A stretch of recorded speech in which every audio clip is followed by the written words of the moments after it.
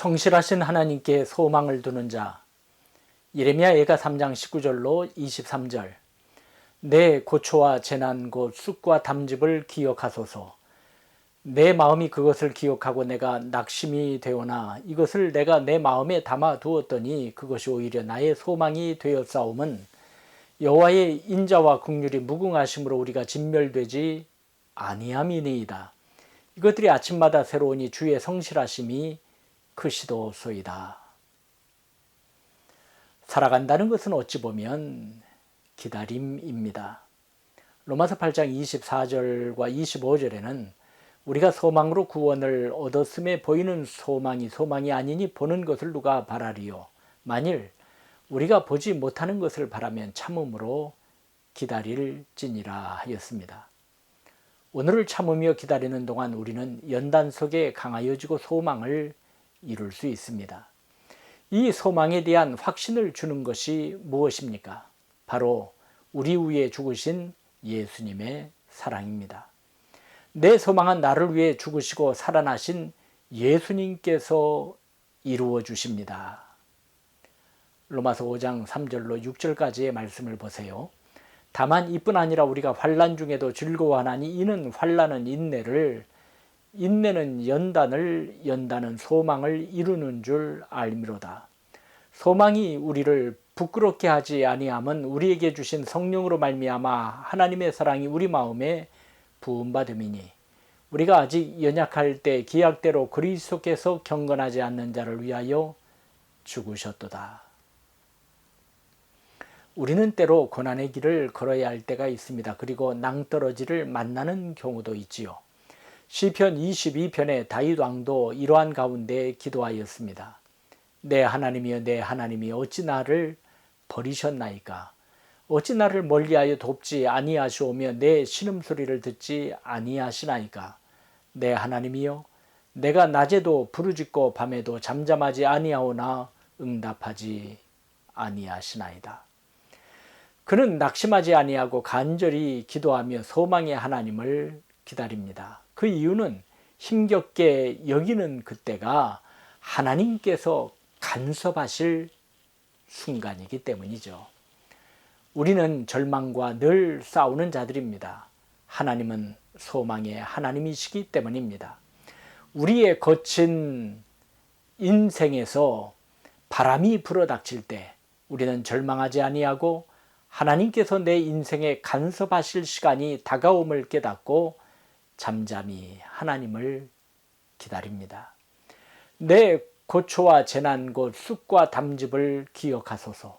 내 마음이 그것을 기억하고 내가 낙심이 되오나 이것을 내가 내 마음에 담아 두었더니 그것이 오히려 나의 소망이 되었사오면 하나님 내 형편을 헤아려 살펴주옵소서. 고난과 재난, 쑥과 담즙을 맛보는 나를 헤아려 살펴주옵소서. 우리는 하나님께 우리를 굽어 살펴주옵소서 간구합니다. 환난 당하는 일들을 중심에 회상할 때 자신의 연약함을 인정하지 아니할 수 없습니다. 바로 그때 소망이 솟아납니다. 21절을 다시 한번 봉독하겠습니다. 이것을 내가 내 마음에 담아 두었더니 그것이 오히려 나의 소망이 되었사오면. 왜 연약함을 회상할 때 소망이 넘치는 걸까요? 고린도후서 12장 7절로 9절을 보시기 바랍니다.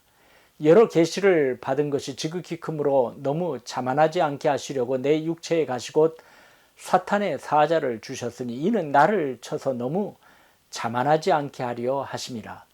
이것이 내게서 떠나가게 하기 위하여 내가 3번 주께 간구하였더니 나에게 이르시기를 내 은혜가 내게 족하도다. 이는 내 능력이 약한 데서 온전하여짐이라 하신지라. 그러므로 도리어 크게 기뻐함으로 나의 여러 약한 것들에 대하여 자랑하리니 이는 그리스도의 능력이 내게 머물게 하려 함이라.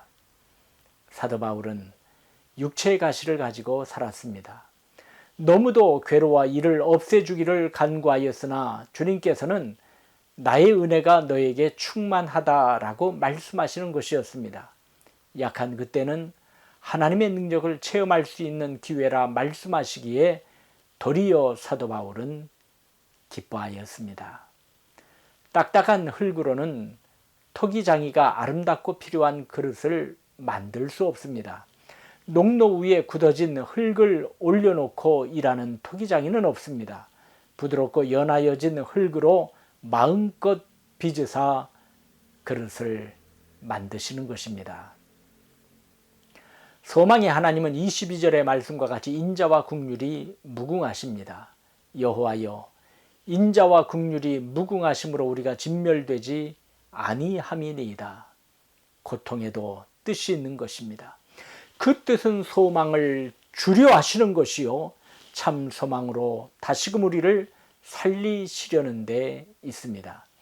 시편 121편 1절 2절에 노래하기를 내가 산을 향하여 눈을 들리라 나의 도움이 어디서 올까 나의 도움은 천지를 지으신 여호와에게서로다 라고 하였지요.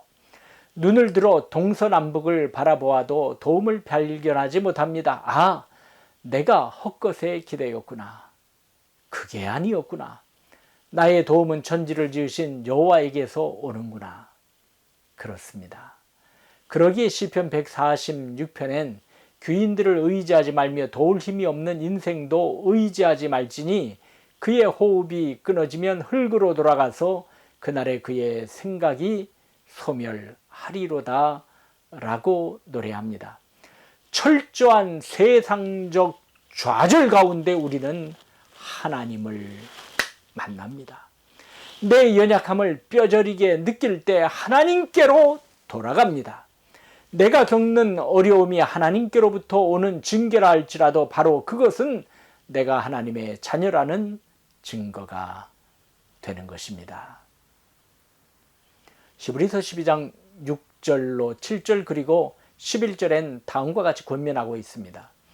주께서 그 사랑하시는 자를 징계하시고 그가 받아들이시는 아들마다 채찍질 하심이라 하였으니 너희가 참음은 징계를 받기 위함이라 하나님이 아들과 같이 너희를 대우하시나니 어찌 아버지가 징계하지 않는 아들이 있으리요. 무릇 징계가 당시에는 즐거워 보이지 않고 슬퍼 보이나 후에 그로 말미암아 연단받은 자들은 의와 평강의 열매를 맺느니라. 나에게 덮쳐오는 파도는 오히려 나를 버리시지 않는다는 증거가 됩니다. 우리는 풍랑과 파도에 울부짖는 거친 소리 가운데 세미하게 말씀하시는 하나님의 음성을 듣고 그것들을 믿음으로 해석합니다. 인간의 절망은 하나님의 희망입니다. 인간의 마지막은 하나님의 시작입니다. 세상에서 버려짐은 하나님의 품으로 안기는 것입니다. 그때야말로 진정 용기를 내고 소망을 품고 힘을 낼 때입니다. 사도 바울이 로마로 압송되어 갈 때 유라굴로라는 광풍이 크게 일어났습니다.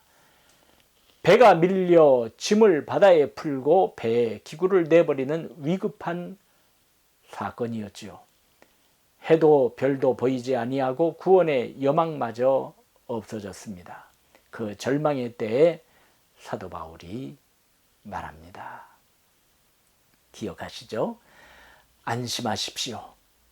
여러분은 한 사람도 생명을 잃지 않고 배만 부서질 것입니다. 어젯밤 나의 하나님 곧 내가 섬기는 하나님의 천사가 내 곁에 서서 이렇게 말씀하셨습니다. 바울아, 두려워하지 말아라. 너는 황제 앞에 서야 한다. 그리고 하나님께서 너와 함께 항해하는 사람들을 다 너에게 주셨다. 그러므로 여러분 용기를 내십시오. 나는 하나님을 믿습니다. 하나님이 나에게 말씀하신 것은 반드시 이루어질 것입니다. 우리가 할 일이 무엇입니까? 두려워 말고 소망을 품을 것입니다. 변함없으신 하나님의 자비와 긍휼이 지금 저와 여러분에게 머물러 계십니다. 그러므로 우리는 소멸되지 않습니다. 하나님의 자비와 긍휼은 매일매일 새롭습니다. 23절을 보세요. 이것들이 아침마다 새로우니 주의 성실하심이 크시도소이다. 지금도 하나님께서는 우리에게 자비와 긍휼을 새롭게 채워주십니다. 성실하심이 그 시기에 넘치게 채워주십니다. 주님께서는 자비와 긍휼을 매일매일 넘치게 부어주심으로 우리는 다시금 일어나 하나님께서 주신 인생길을 담대히 걸어갈 것입니다. 주님의 자비와 긍휼은 마르지 아니하고 없어지지 아니하고 도리어 더욱더욱 세월이 흐를수록 넘칠 것입니다. 하나님의 성실하심 안에 거하는 자는 환난이 와도 핍박이 와도 도리어 굳건해져서 그것으로 인하여 순금이 되어 나오고 큰 나무가 되어 100배의 열매를 맺을 것입니다. 사명의 동력자들이요, 지금 고난 중에 계시진 않습니까? 그 노염은 잠깐이요 인자와 긍휼은 무궁하십니다. 지금 눈물을 머금고 있나요? 기쁨이 넘칠 것입니다. 주님의 성실하심을 믿고 그 안에 소망을 두시기 바랍니다. 그리하여 우리 위하여 아들을 십자가에 내어주신 하나님께서 저와 여러분을 회복시키시고 복에 복을 더하실 것입니다.